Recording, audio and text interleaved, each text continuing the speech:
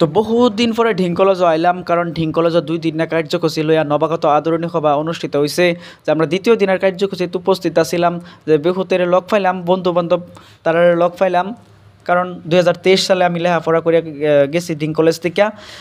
তারপরে বন্ধু বান্ধব করে লগ পাইয়া কইলাম যে একটা ফটো মারি স্মৃতি হিসাবে রাখা থই দেই।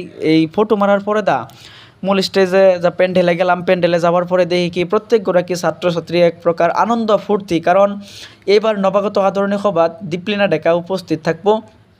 দীপলিনা ডেকার লাগিয়া এক প্রকার এক্সাইটেড প্ৰত্যেকগৰাকী ছাত্রছাত্রী। তো আমিও দেখাইলাম এই প্যান্ডেলের যে পরিবেশ, এই পরিবেশটা দেখানির পরে দ্বিতীয় দিনের কার্যসূচী মনীষা হাজরিকা বাইদেউ বিশিষ্ট কণ্ঠশিল্পী হেলা এই কার্যসূচীটার ওপেনিং করলো। ওপেনিং করার পরে কিছু মন্তব্য রাখলো। তারপরে বিশিষ্ট সাংবাদিক প্রণয় পর্তলয় স্যার এই মিটিংয়ে উপস্থিত আছিল, এলা বিশিষ্ট অতিথি হিসাবে উপস্থিত আছিল।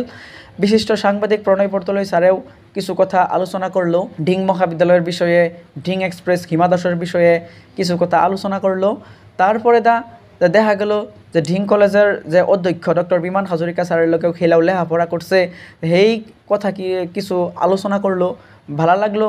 তারপরে যেহেতু দ্বিতীয় দিনের কার্যসূচিত কলেজের ছাত্রছাত্রীর মধ্যে নাচ গান এরকম একটা অনুষ্ঠান আছিল, তো অনুষ্ঠান আগায় লই যাইতেছে।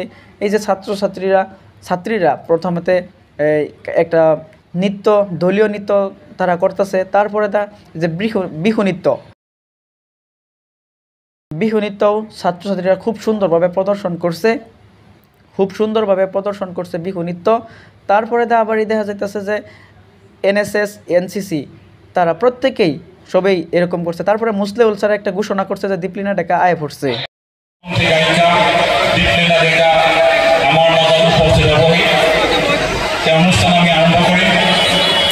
তো মুসলেউল স্যারে একটা ভোলাম গামছার আদরণী জানালো, আর কিবা কিবি স্যারে কইলো।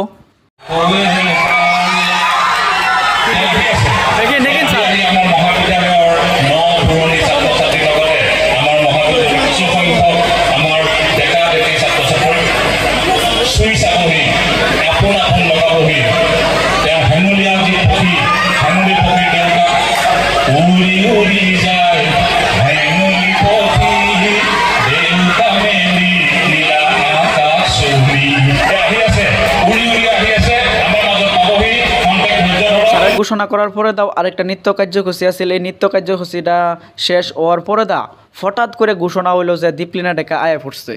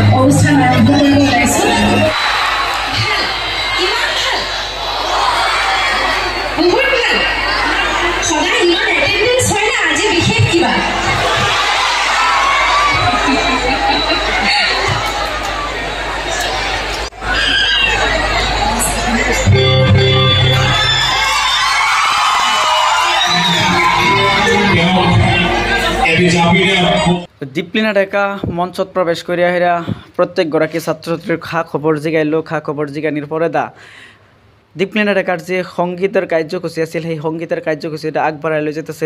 এক একটার পরে এক একটা গানের পরে এক একটা গান গায়া যাইতেছে। প্রায় 1 ঘন্টা 10 মিনিট মান দীপলিনা ডেকার যে গীতর কার্যসূচী আছিল, এই গীতের কার্যসূচী আগবাড়াই লৈ যেতেছে। এতে প্ৰত্যেকগৰাকী ছাত্রছাত্রীয়ে আনকি শিক্ষকরাও দীপলিনা ডেকার গানের তালে তালে নাচা আনন্দ করিয়া এক প্রকার আনন্দ ফুর্তি করা পরিলক্ষিত হইল।